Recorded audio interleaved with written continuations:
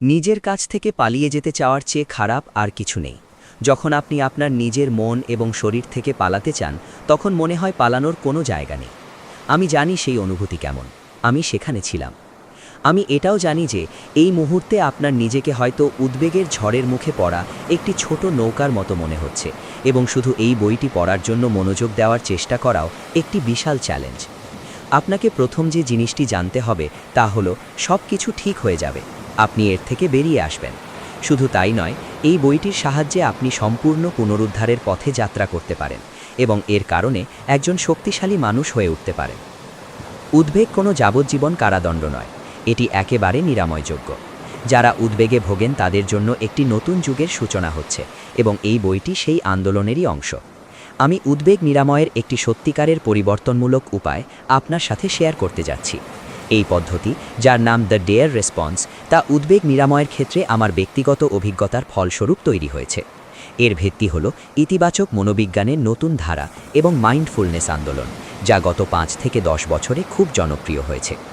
এটি এমন একটি পদ্ধতি যা উদ্বেগকে কেবল সামলানো বা মানিয়ে চলার পুরনো মডেলকে বাদ দিয়ে সমস্যাটিকে চিরতরে সারিয়ে তুলতে চায়। আপনি এই মুহূর্তে যতই অসহায় এবং বিপর্যস্ত বোধ করুন না কেন, এই প্রক্রিয়াটি আপনার জন্য সত্যিই অলৌকিকভাবে কাজ করতে পারে, যতক্ষণ আপনি এর প্রতি প্রতিশ্রুতিবদ্ধ থাকবেন। আপনার অধ্যবসায় আপনাকে এই ঝড়ের মধ্য দিয়ে পথ দেখাবে এবং সম্পূর্ণ পুনরুদ্ধার নিশ্চিত করবে। ভূমিকা: ডেয়ার, ক্রিয়া, সাহসের সাথে মোকাবিলা করা, সাহসী। উদ্বেগ একটি ডিসঅ্যাগ্রিয়েবল অনুভূতি। প্রায়শই মনে হয় যেন আপনি সাধারণ জীবন থেকে একটি কাঁচের দেওয়াল দ্বারা বিচ্ছিন্ন হয়ে আছেন। এটি যে সন্দেহ এবং বিভ্রান্তি সৃষ্টি করে তা মোকাবিলা করা সবচেয়ে কঠিন। আমার সাথে এমন কেন হচ্ছে? আমি কি পাগল হয়ে যাচ্ছি? এটা কি চিরকাল থাকবে? উদ্বেগজনিত ব্যাধি বোঝা কঠিন যদি না আপনি নিজে এটি অনুভব করে থাকেন। উদ্বেগজনিত ব্যাধি সেই সাধারণ মানসিক চাপের মতো নয় যা নিয়ে সবাই কথা বলতে ভালোবাসে। আপনি লোকেদের বলতে শোনেন, হ্যাঁ আমিও খুব চাপে আছি, আর আরে কে চিন্তিত নয়, তুমি অভিযোগ করছো কেন? উদ্বেগ এবং সেই ধরনের চাপের মধ্যে একটি বড় পার্থক্য রয়েছে, এবং বেশিরভাগ মানুষই বোঝে না যে উদ্বেগ কতটা সর্বগ্রাসী হতে পারে। তাদের কোনো ধারণাই নেই যে একটি প্যানিক অ্যাটাক কতটা ভয়ঙ্কর হতে পারে, বা অবাস্তবতার মতো অনুভূতি কতটা অস্বস্তিকর হতে পারে। যারা বোঝে না তারা প্রায়শই ধৈর্য হারিয়ে ফেলে।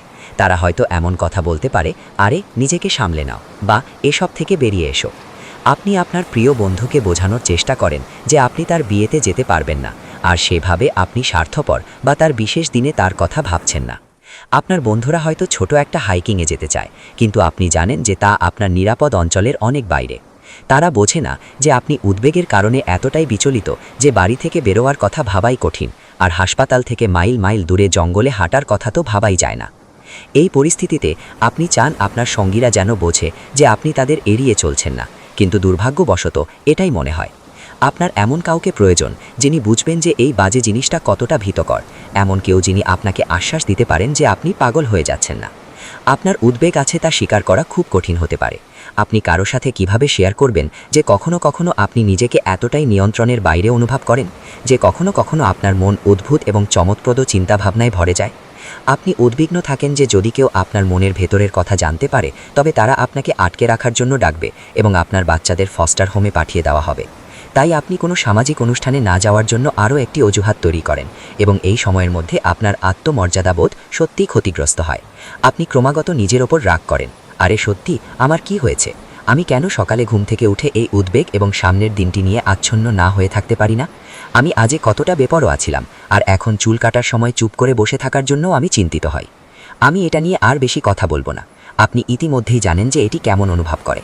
আমি এটা উল্লেখ করছি কেবল এইটা বোঝানোর জন্য যে এমন অনুভব করা সম্পূর্ণ স্বাভাবিক। আপনি একা নন, আপনি পাগল হয়ে যাচ্ছেন না, এবং আপনার কোনো গুরুতর স্বাস্থ্য সমস্যাও নেই। উদ্বেগ আপনার মনের সাথে কৌশল খেলতে পারে। অবশ্যই যদি আপনার কোনো স্বাস্থ্য সমস্যা থেকে থাকে তবে সেই রোগগুলি বাতিল করার জন্য আপনি প্রয়োজনীয় সমস্ত পরীক্ষা করিয়েছেন তা নিশ্চিত করুন। কিন্তু দারুণ সম্ভাবনা রয়েছে যে আপনি কেবল উদ্বেগেই ভুগছেন। আমি জানি আপনি চান যে ডাক্তার যেন এই সমস্ত অনুভূতির ব্যাখ্যা দেওয়ার জন্য কোনো উষ্ণমণ্ডলীয় রোগ খুঁজে বের করেন, অন্তত তাহলে আপনি এই বা সেই রোগের চিকিৎসা করতে পারতেন। অন্যদিকে যদি আপনার উদ্বেগের অ্যাংজাইটি রোগ নির্ধারণ হয়ে থাকে, তবে সম্ভবত এটাই সত্যি। সেই রোগ নির্ধারণের উপর বিশ্বাস রাখুন এবং এটিকে দ্বিতীয়বার সন্দেহ করবেন না। এটি আরও খারাপ কিছু হতে পারে বলে ভয় পাবেন না। আপনি এমন অনুভব করছেন কারণ আপনার সিস্টেমে স্ট্রেস হরমোনের উচ্চ মাত্রা রয়েছে। আমরা এই বইতে পরে এর বিস্তারিত আলোচনা করব, তবে মূলত আমাদের শরীরের যুদ্ধ বা পালাও, ফাইট অর ফ্লাইট প্রতিক্রিয়াটি কিছুটা বেশি সক্রিয় হয়ে উঠেছে এবং মানসিক ও আবেগগত বিপর্যয় সৃষ্টি করছে। আপনি এতে একা নন। You are not alone in this. আমি জানি আপনার হয়তো মনে হতে পারে যে আপনার উদ্বেগ বা অ্যাংজাইটি খুবই ব্যতিক্রমী এবং শুধু আপনার জন্যই এমনটা হচ্ছে, কিন্তু এই ভ্রান্ত ধারণা ভাঙার জন্য আমি দুঃখিত। এটি মোটেও ব্যতিক্রমী নয়। আসলে এটি অন্য সকলের উদ্বেগের মতোই সাধারণ, স্বাভাবিক এবং প্রচলিত। লক্ষ লক্ষ সম্পূর্ণ সুস্থ স্বাভাবিক মানুষ আছে যাদের ঠিক আপনার মতোই সমস্যা। শুধুমাত্র মার্কিন যুক্তরাষ্ট্রে আনুমানিক 40 মিলিয়ন প্রাপ্তবয়স্ক আমেরিকান যাদের বয়স 18 বা তার বেশি, তারা উদ্বেগজনিত রোগে ভুগছেন বলে ধারণা করা হয়। তাই আপনি যদি উদ্বেগজনিত রোগে ভোগেন, তাহলে আসলে আপনি বেশ স্বাভাবিক। আপনার উদ্বেগের চিন্তাগুলো যতই বিকৃত এবং চমৎপ্রদ হোক না কেন, আমি আপনাকে নিশ্চিত করছি যে আপনার কাছাকাছি কেউ না কেউ নীরবে এই একই কষ্ট ভুগছেন। আপনার প্যানিক অ্যাটাক যতই খারাপ হোক না কেন, লক্ষ লক্ষ মানুষ আপনার মতোই ঠিক একই ধরনের অস্বাভাবিক শারীরিক অনুভূতির মধ্য দিয়ে যায়। স্ট্রেস হরমোনের কারণে অতিরিক্ত সংবেদনশীল স্নায়ুতন্ত্রের ওভার সেন্সিটাইজ নার্ভাস সিস্টেমের জন্য লক্ষ লক্ষ সম্পূর্ণ স্বাভাবিক মানুষ নীরবে কষ্ট পায়।